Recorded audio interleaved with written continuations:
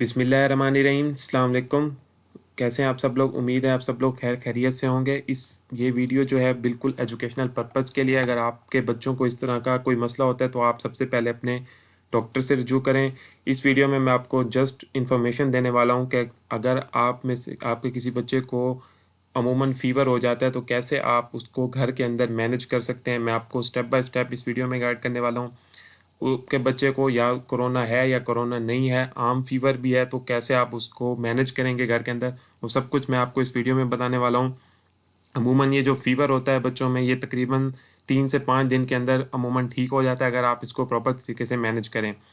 तो सबसे पहले आपने क्या करना है कि आपने जो है अपने बच्चे का रेगुलर टेम्परेचर चेक करते रहना है। सबसे पहले आप अमूमन उसके माथे पे हाथ रख के भी टेम्परेचर सब्जेक्टिवली चेक कर सकते हैं। इसके अलावा ऑब्जेक्टिवली आप उसका टेम्परेचर जो है थर्मामीटर से चेक कर सकते हैं। अगर आपके एक से ज़्यादा बच्चे हैं तो आप उनके लिए अलग अलग थर्मामीटर ले सकते हैं और उनको स्पेसिफिकली ऑब्जेक्टिवली उसको हर बच्चे के लिए अलग अलग उसको रखें।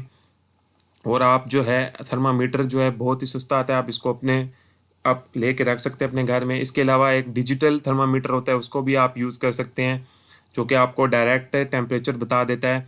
लेकिन आपने जो ये टेम्परेचर है वो ओरली मेजर करना है, यानी ज़बान के नीचे थर्मामीटर को रखना है। आपने बगल या एक्जिला वगैरह में नहीं रखना, क्योंकि वहाँ पे टेम्परेचर जो है वो 1 डिग्री कम आ रहा होता है। तो आपने ओरली टेम्परेचर को मेजर करना है। इसके अलावा आपने उसको मतलब टेम्परेचर मालूम करने के बाद उसको अच्छी तरह से वॉश कर लेना है और इसको आपने 1 से 2 मिनट के लिए ज़ुबान के नीचे रखना है ताकि आपको एक्यूरेट वैल्यू इसकी आए। अमूमन इसकी वैल्यू जो है वो 98.6 फ़ारेनहाइट नॉर्मल होती है। अगर आप इससे ज़्यादा है तो अमूमन जो है उसको हाई टेम्परेचर ही काउंट किया जाता है। उसके बाद जो है थर्मल गन्स भी इसके लिए यूज़ की जाती हैं, लेकिन ये बहुत ज़्यादा महंगी होती हैं। तो आप सिंपली जो है दूसरे थर्मामीटर यानी डिजिटल थर्मामीटर को आप या नॉर्मल जो टेम्परेचर वाला थर्मामीटर होता है उसको आप यूज़ कर सकते हैं। इसके बाद जो है आपने जो है अगर इस तरह की अलामात मतलब फ़ीवर हो जाता है किसी बच्चे को, तो उसको जो है आपने बिल्कुल भी मतलब कहीं भी जाने नहीं देना घर से बाहर, यानी स्कूल्स के अंदर। अगर वो स्कूल में पढ़ता है तो उसको आपने लाजमी से जो है स्कूल में इन्फॉर्म करना है ताकि और लोग भी उस चीज़ से बच सकें। और उसके बाद जो है आप कुछ मेजर्स कर सकते हैं। सबसे पहले आप उसको एक सिरप दे सकते हैं जो कि बहुत ही ज़्यादा कॉमन है, हर घर में होता है। पैरासीटामोल का सिरप है। पीडियाट्रिक सस्पेंशन इसकी आती है कालपोल, जो कि फ़ीवर और पेन को जो है बहुत ज़्यादा रिलीव करता है। अब ये जो कालपोल है ये अमूमन 6 साल से कम उम्र बच्चों को दिया जाता है।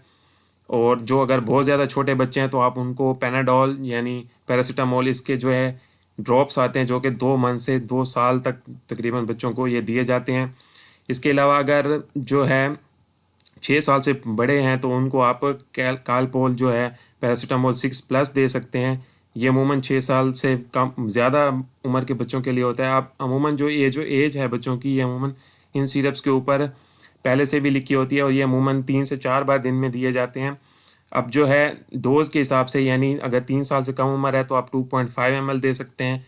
अगर जो है 2.5 साल से 5 साल तक है तो 5 ml दे सकते हैं और अगर 6 साल से अबव है तो आप 5 to 10 ml तक इस कैलपोल 6+ को आप आसानी के साथ दे सकते हैं। इसके अलावा अगर आपका मतलब बेबी जो है या बच्चा है जो इन सिरप से भी ठीक नहीं होता, तो आप जो है प्रॉपर उसकी जो है स्पॉन्जिंग कर सकते हैं, क्योंकि स्पॉन्जिंग इतनी ज़्यादा इंपॉर्टेंट है। जिसे हम पट्टियाँ मतलब आम ज़बान में कहते हैं, जो लगते हैं, जो कि टॉवल से आप रख सकते हैं।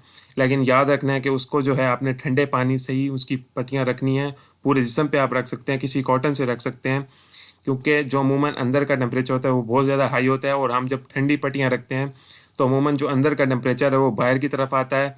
तो इस तरह जो है टेम्परेचर कम होना शुरू हो जाता है। और ये अमूमन अगर टेम्परेचर जो है 100 अबव फ़ारेनहाइट हो तो आप पट्टियाँ वगैरह रख सकते हैं।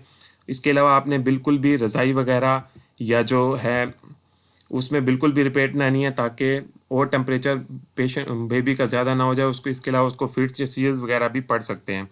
इसके अलावा अमूमन पैनाडोल की जो है स्पोस्ट्रीज़ को यूज़ किया जाता है, पैरासीटामोल की किया जाता था, लेकिन अब ये बिल्कुल भी यूज़ नहीं किया जाता। ये अमूमन डायरेक्टली रूट से इसको एडमिनिस्टर किया जाता था, लेकिन अब ये बिल्कुल भी यूज़ नहीं होती।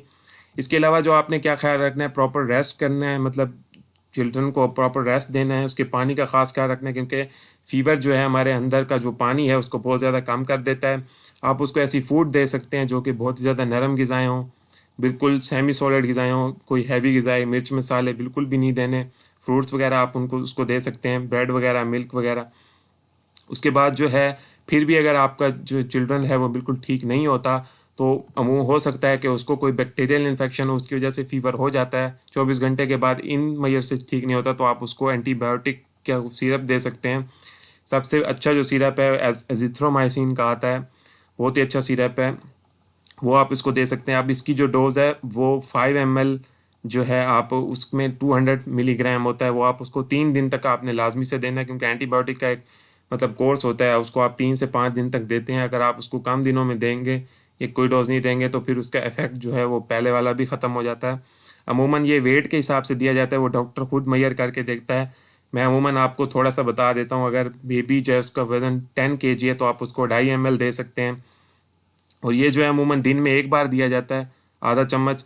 और उसके अलावा जो है अगर 12 kg है तो आप 3 ml तक दे सकते हैं, 14 kg है तो 3.5 ml तक, 16 kg है तो 4 ml तक आप दे सकते हैं। और ये अमूमन 3 डेज़ की जो है ये थेरेपी होती है, आप उसको दे सकते हैं।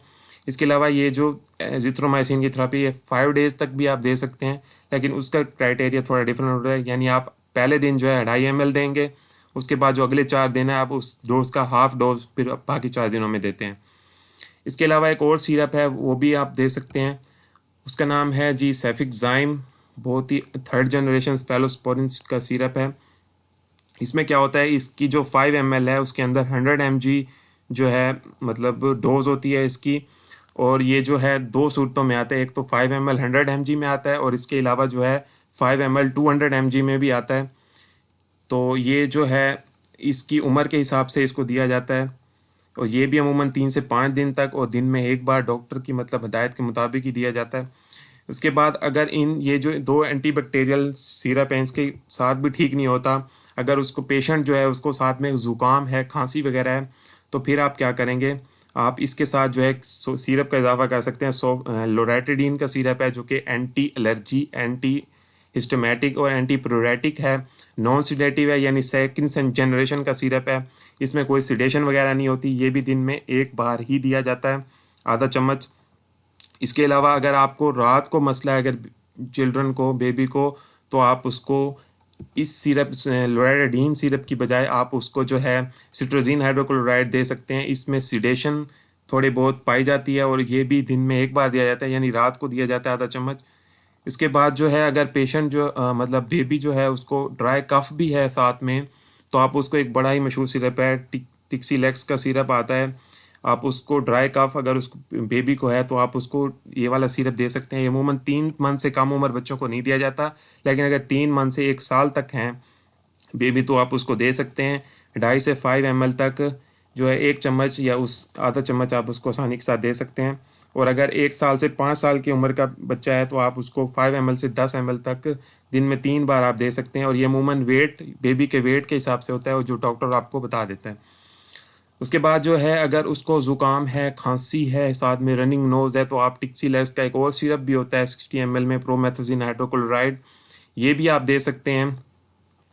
और इसके साथ जो आपने ख़ास ख्याल रखना है कि साथ में उसको कैल्शियम और विटामिन डी के सिरप लाजमी से देने हैं, क्योंकि बहुत ही ज़्यादा कोविड-19 जो है उसमें बहुत ही ज़्यादा इंपॉर्टेंट होते हैं ये सिरप, जो कि इम्यूनिटी मतलब प्रोवाइड करते हैं।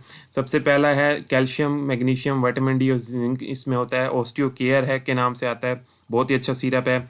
इसके अलावा भी कुछ और सिरप हैं, कैल-1D है, इसके अंदर भी आपको विटामिन डी, मिनरल्स और कैल्शियम वगैरह मिल जाते हैं।